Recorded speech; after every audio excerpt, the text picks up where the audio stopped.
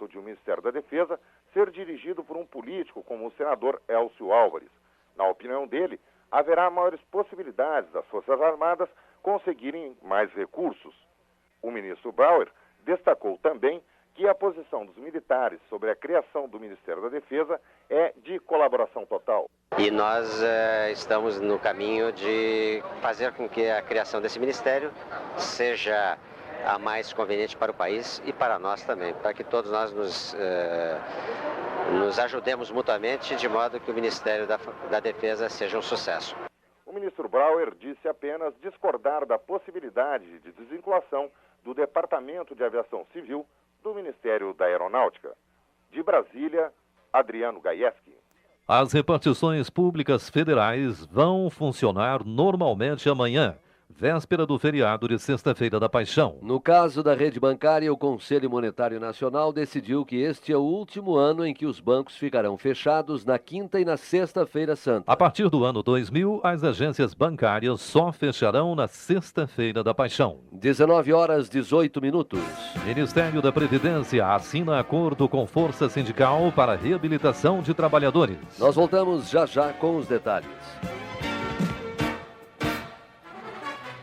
Estradão, carro zero bala. Só que no meio do caminho tem um caminhão e uma faixa contínua, onde você não pode ultrapassar. Vale a pena arriscar a vida só para ganhar alguns segundos. Respeitar a faixa contínua. Esse é o código. Código de Trânsito Brasileiro. Ministério da Justiça. Ministério dos Transportes. O governo já está pagando o abono salarial PIS/PASEP. Tem direito quem está inscrito há no mínimo 5 anos no PIS ou PASEP, recebeu em média até 2 salários mínimos por mês e trabalhou pelo menos 30 dias com carteira assinada em 97. Inscritos no PIS recebem na Caixa. Inscritos no PASEP no Banco do Brasil. Fique atento ao calendário de recebimento. Informações pelo Alô Trabalho. Ligue grátis 0800 61 0101. Fundo de Amparo ao Trabalhador. Ministério do Trabalho e Emprego. Governo Federal.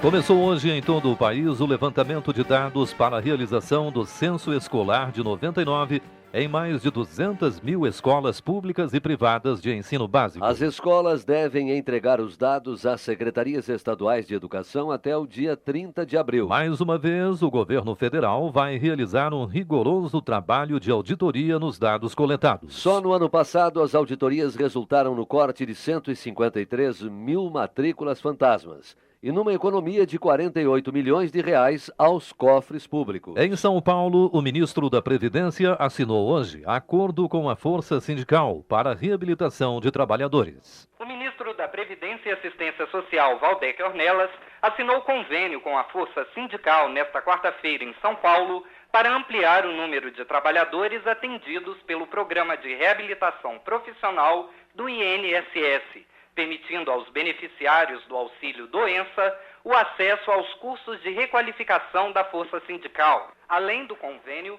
Waldeck Ornelas inaugurou 6 novos terminais de atendimento breve e fácil no Palácio do Trabalhador, que disponibilizam dados dos Ministérios da Previdência e do Trabalho e da Caixa Econômica Federal. De São Paulo, Liésio Pereira. O governo federal libera 19 milhões de reais para as obras na área de esporte em todo o país. Os recursos serão repassados pelo ministro do Esporte e Turismo, Rafael Greca, para 178 municípios de 21 estados. 20 mil empregos diretos e 40 mil indiretos serão criados com a construção de quadras esportivas, piscinas e ginásios em todo o país. Segundo o ministro Rafael Greca, as obras serão essenciais para os projetos do Ministério do Esporte e Turismo. Conforme desejo do presidente Fernando Henrique Cardoso, democratizar o acesso dos brasileiros à prática esportiva.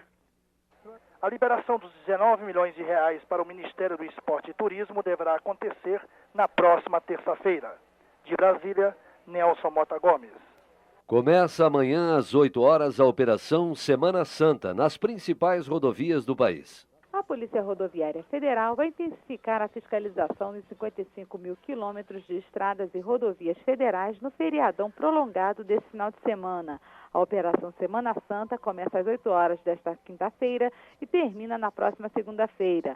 A Polícia Rodoviária vai utilizar 2.000 policiais em escala de revezamento, 1.500 viaturas, 1.000 bafômetros e 1.000 radares na operação. A grande novidade este ano é que pela primeira vez em 70 anos, a Polícia Rodoviária vai utilizar o patrulhamento aéreo feito por helicóptero na repressão aos motoristas infratores. A aeronave estará sobrevoando as rodovias BR-040 e 060 entre Brasília e a localidade conhecida como Sete Curvas. De Brasília, Rosemary Cavalcante. Municípios selecionados pela Comunidade Solidária que receberão a partir de amanhã cestas de alimentos da Conab, empresa do Ministério da Agricultura e do Abastecimento.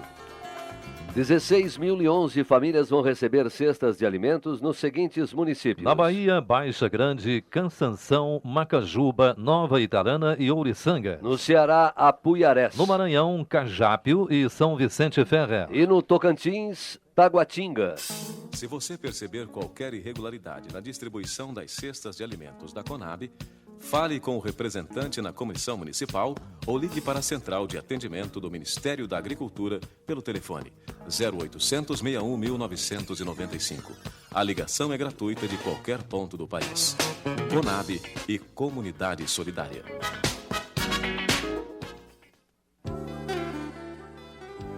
Dia Nacional do Censo Escolar. Hoje foi só a largada. O censo deve continuar mobilizando as escolas de ensino básico até o dia 30 de abril. Até lá, os diretores e responsáveis pelas escolas podem preencher ao questionário e entregá-lo às secretarias estaduais de educação. O diretor é quem responde ao questionário, mas o censo exige a participação de toda a comunidade escolar. Ouça a presidente do INEP, Maria Helena Guimarães. Precisa haver uma dedicação muito grande ao censo, uma mobilização da escola, das associações de pais e mestres, dos professores, para que o questionário seja corretamente preenchido e para que nós tenhamos a informação muito correta, muito fidedigna, para que essa escola não seja prejudicada posteriormente. O censo escolar tem um controle de qualidade. As informações levantadas agora vão ser depois checadas por amostragem. E lembre-se, só respondendo corretamente ao questionário do censo, sua escola vai receber os recursos necessários de todos os programas do MEC, e inclusive do Fundef. Fique ligado na educação. Ela conta com você para o sucesso deste censo. Vamos pra escola, vamos dar as mãos, vamos todos juntos fazer esta nação. Ministério da Educação, Governo Federal. Cestas de alimentos da Conab para os municípios em situação de emergência por causa da seca. 56.482 famílias vão receber amanhã cestas de alimentos do Programa Federal de Combate aos Efeitos da Seca, nos seguintes municípios. No Ceará, Acarapé, Camocim, Caridade, Choro-Limão, Crato, Guaramiranga, Iracema, Marco, Mulungo, Ocara, Pacoti e Russas. Em Pernambuco, Palmeirina. Na Paraíba, Algodão de Jandaíra, Bom Sucesso, Brejo do Cruz, Damião, Frei Martinho, Nova Palmeira e Olivedo. Ainda na Paraíba, Riachão de Santo Antônio, Riacho dos Cavalos, Santo André, São Domingos, Cariri, São José do Brejo do Cruz, Sossego e Tenório. No Rio Grande do Norte, Alexandria, Pau dos Ferros e Tenente Ananias. Se houver irregularidade nas cestas de alimentos do Programa Federal de Combate aos Efeitos da Seca, fale com seu representante na Comissão Municipal. Ou telefone para a Sudene, 0800 81 2666. A ligação é gratuita. Todas as denúncias são investigadas pelo Ministério Público. 19h26 em Brasília. A Voz do Brasil, produção Rádio Brás. Para você, uma boa noite. Boa noite, uma boa Páscoa.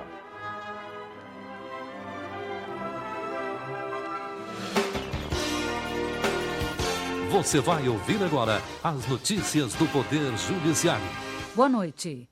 STJ autoriza quebra de sigilo bancário de ex-governador de Santa Catarina. Supremo Tribunal recebe cópia do inquérito policial do deputado federal Talvânia Albuquerque.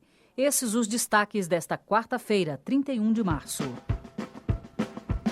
A íntegra de mais de 67 mil decisões do Supremo Tribunal Federal, de 1988 a 1997, está disponível na internet. O endereço do Supremo é www.stf.gov.br. Supremo Tribunal Federal.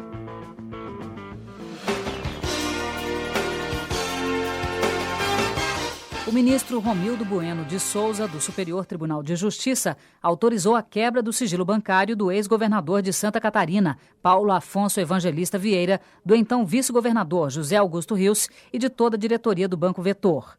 O ministro Romildo Bueno atendeu ao Ministério Público Federal, que pediu a quebra do sigilo, alegando que é importante para se averiguar se houve movimentação irregular de dinheiro.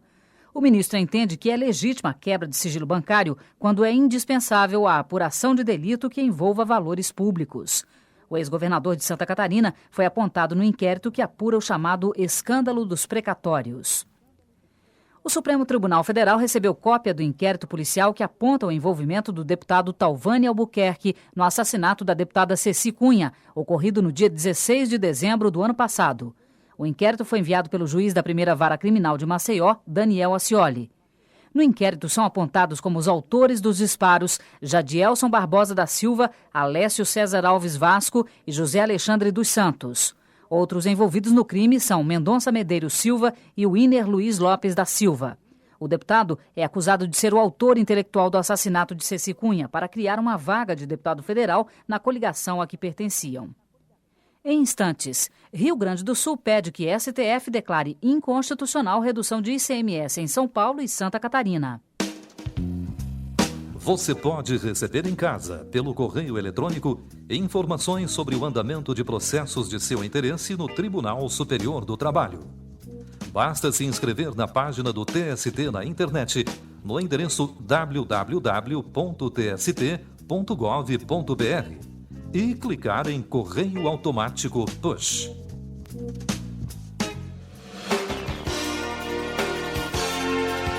O Supremo Tribunal Federal recebeu 2 pedidos do governo do Rio Grande do Sul contra a redução do ICMS de 12% para 9% sobre a venda de veículos nos estados de São Paulo e Santa Catarina. Nos pedidos, o governo gaúcho afirma que os estados de São Paulo e Santa Catarina não poderiam reduzir o imposto sem autorização do Conselho Nacional de Política Fazendária. Além disso, segundo o Rio Grande do Sul, ao diminuírem a alíquota do ICMS, os governos paulista e catarinense desrespeitaram a Constituição, que exige lei complementar para regulamentar a forma de concessão e revogação de isenções, incentivos e benefícios fiscais. O Supremo Tribunal Federal mandou arquivar o pedido apresentado pela Procuradoria-Geral da República contra parte da Constituição do Estado de Goiás. A decisão foi tomada no julgamento da ação contra a emenda à Constituição de Goiás, que propõe a remuneração do governador como teto salarial para os servidores públicos estaduais. De acordo com a Procuradoria, a emenda contraria a Constituição Federal, que fixa ou que fixava como limite máximo de remuneração dos servidores públicos de cada poder nos estados os proventos recebidos pelos deputados, secretários de Estado e desembargadores. Os ministros do STF entenderam que o pedido ficou prejudicado porque a Constituição Federal ganhou nova redação no texto que trata do assunto. O ministro Sepúlveda Pertence, do Supremo Tribunal Federal, mandou arquivar o pedido da Associação Brasileira de Eleitores, ABRAE, para suspender a instalação e o funcionamento da CPI do Judiciário. O pedido foi em ação popular apresentada no STF pela ABRAE contra o presidente do Congresso Nacional, senador Antônio Carlos Magalhães. Em seu despacho, o ministro Sepúlveda Pertence afirmou que não compete ao Supremo Tribunal Federal o julgamento de ação popular, qualquer que seja a autoridade requerida. Terminam aqui as notícias do Poder Judiciário. Uma boa noite. Notícias do Poder Judiciário. Produção da Secretaria de Imprensa do Supremo Tribunal Federal. A seguir, o noticiário.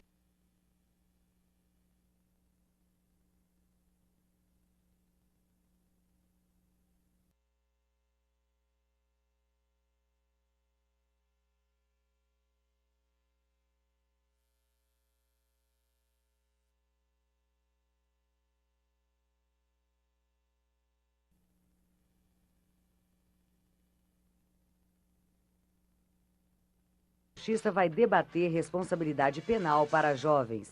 O Senado formalizou hoje a criação da CPI do sistema financeiro proposta pelo líder do PMDB, Jader Barbalho. O presidente do Senado, Antônio Carlos Magalhães, considera difícil, mas não impossível, transformar a CPI em comissão mista, com a participação de deputados.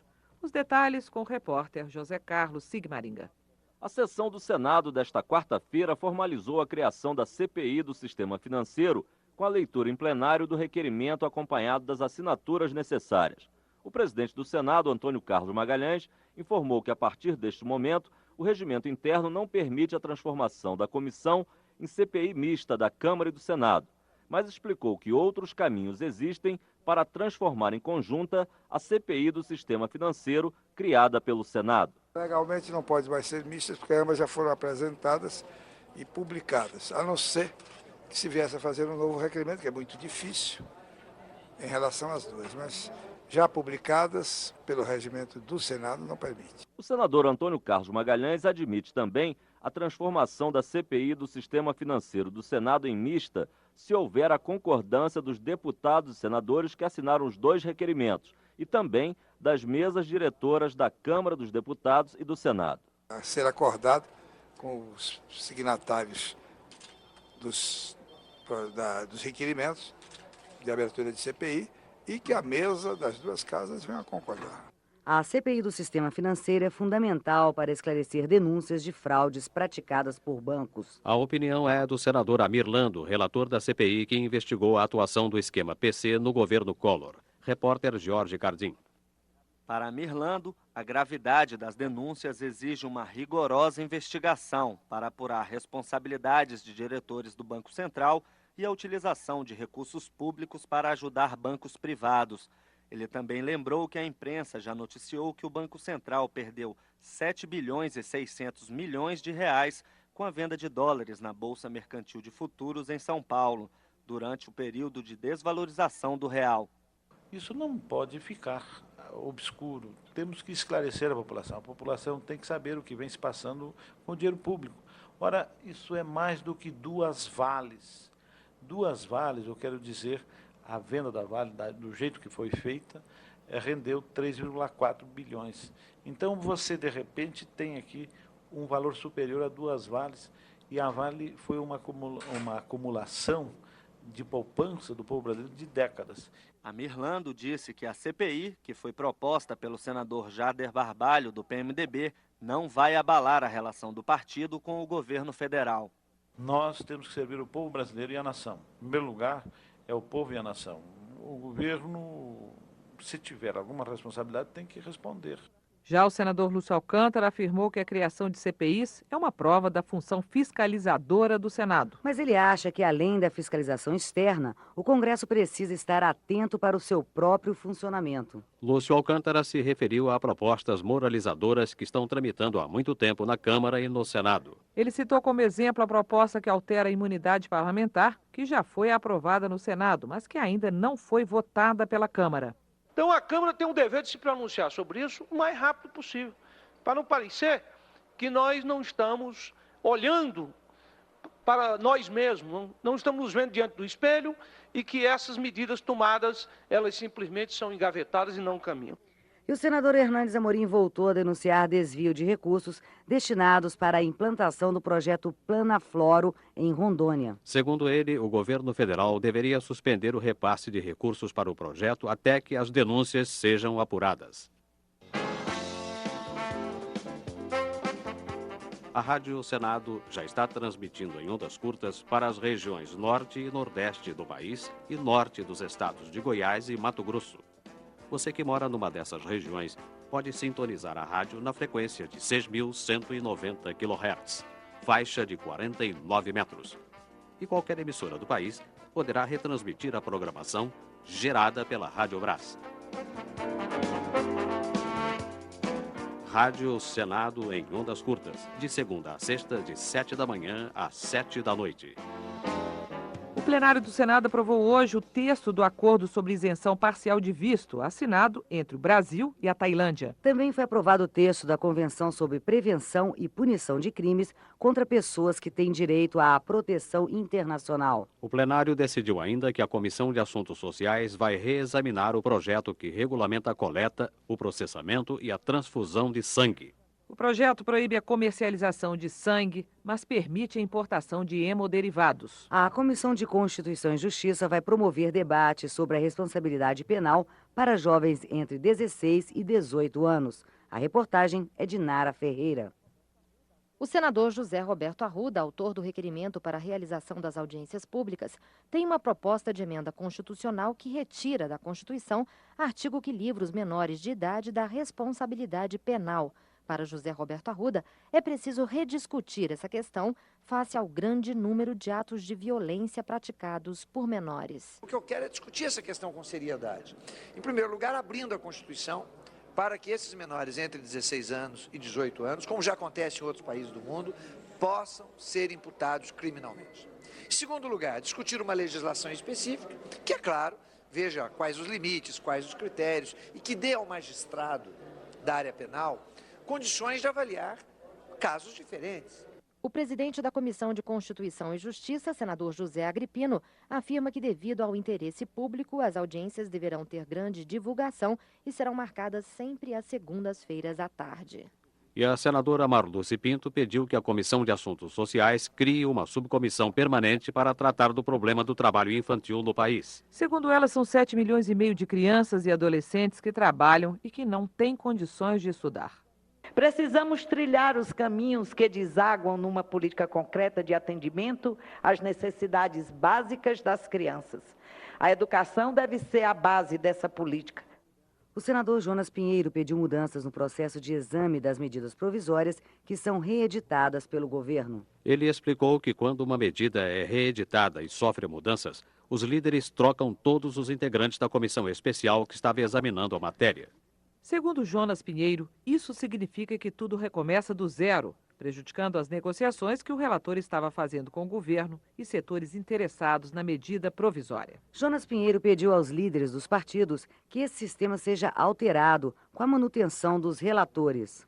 O senador Roberto Requião apresentou o projeto para aumentar a segurança do voto eletrônico. Pelo projeto, a urna eletrônica passaria a imprimir o voto em cédula individualizada, permitindo a conferência pelo eleitor. No caso de discordância com os dados apresentados, o eleitor poderia anular o voto e repetir a operação. A proposta estabelece ainda que os votos impressos de pelo menos 3% das urnas eletrônicas seriam recontados pelo processo manual.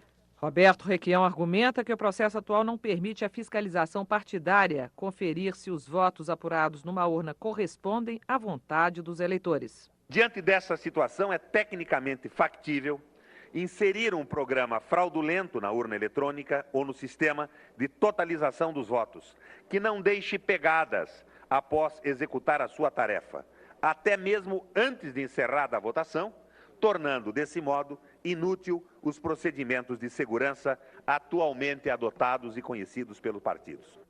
O senador Maguito Vilela elogiou a decisão do presidente Fernando Henrique Cardoso de remanejar 139 milhões de reais do orçamento para programas sociais. Com a medida, o presidente disse ter feito as pazes com o programa Comunidade Solidária, evitando cortes na área social. Maguito Vilela acha, no entanto, que o governo pode fazer mais. Espero que, ao invés de cortar, como pretendia o senhor presidente, que ele aumente, para fazer as pazes de verdade, que ele aumente aí os recursos para a área social. E apoie a nossa emenda de destinar 5% mensalmente do orçamento da União para erradicar a fome e a miséria absoluta neste país. Porque a fome, como já disse, é o pior mal do mundo. E o senador Mozarildo Cavalcante apresentou projeto que exige a aprovação pelo Senado de propostas de demarcação ou criação de parques nacionais e reservas indígenas. O senador explicou que o governo não consulta os estados sobre a demarcação de áreas para reservas. Ele acha que os senadores deveriam votar essas propostas porque eles representam os estados. Termina aqui o Jornal do Senado. Ouça agora as notícias da Câmara dos Deputados. Boa noite. Jornal Câmara dos Deputados. Atividade dos deputados federais em Brasília. Reforma tributária em debate. Caio Rielo, do PTB Gaúcho, alertou o governo para redução em mais de 20% na movimentação de carga na fronteira do Rio Grande do Sul com a Argentina e o Uruguai. Caio Rielo atribui a diminuição no transporte de cargas ao alto número de tributos existentes no país e alerta que a criação do Imposto Verde agravará ainda mais o problema. Luiz Bittencourt, do PMDB de Goiás, solicitou modificações na comissão da reforma tributária. Luiz Bittencourt observou que a comissão não conta com qualquer parlamentar da região Centro-Oeste e assegurou que a discussão da reforma está concentrada nos estados de São Paulo, Rio, Minas Gerais e Bahia. Luiz Carlos Raul, do PSDB do Paraná, afirmou que continua acreditando no Plano Real e considerou necessário o conjunto de reformas do Estado que estão sendo realizadas. Raul defendeu uma reforma tributária que harmonize a distribuição dos recursos, que seja simplificadora, combata a sonegação e acabe com a guerra fiscal. Luiz Sérgio, do PT do Rio de Janeiro, quer que a CPI destinada a investigar o relacionamento do Banco Central com os bancos comerciais inicie logo seus trabalhos na Câmara. Para Luiz Sérgio, é preciso explicar, entre outras denúncias, a perda recente de mais de 7 bilhões do Banco Central na ciranda financeira. Fernando Ferro, do PT pernambucano, defendeu a criação de uma comissão especial na Câmara para analisar o processo de privatização do setor elétrico.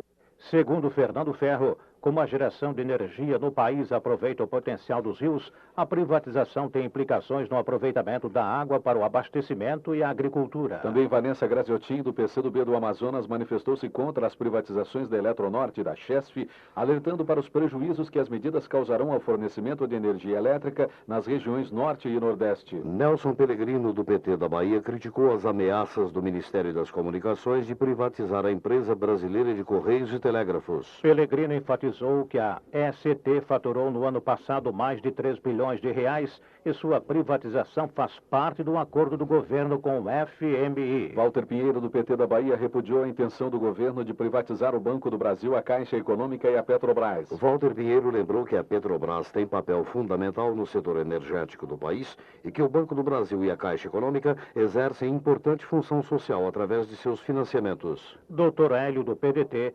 expressou sua preocupação com a situação da telefonia em São Paulo, afirmando que a privatização do setor gerou um verdadeiro pesadelo para os paulistas. Dr. Hélio pretende estimular a discussão na Comissão de Ciência e Tecnologia para que os deputados possam dar uma resposta às necessidades da população. Ricardo Izar, do PPB, solicitou informações ao Ministério da Aeronáutica sobre os critérios adotados pela Infraero para a administração dos estacionamentos nos aeroportos de Congonhas e Guarulhos, em São Paulo. Ricardo Izar reclamou do valor cobrado pelo estacionamento, considerado excessivo, e quer saber ainda como foi escolhida a empresa concessionária e se a Infraero recebe parte dos recursos arrecadados com as taxas. Aloysio Santos, do PSDB, denunciou o esvaziamento porque passa o Estado do Espírito Santo com a saída de diversos órgãos da administração federal. De acordo com Aloysio Santos, o governo federal já transferiu a Delegacia de Minas e Energia e a Superintendência do IBAMA e agora ameaça levar para fora do Estado o INSS e a compensação de cheques do Banco do Brasil. Pedro Wilson, do PT,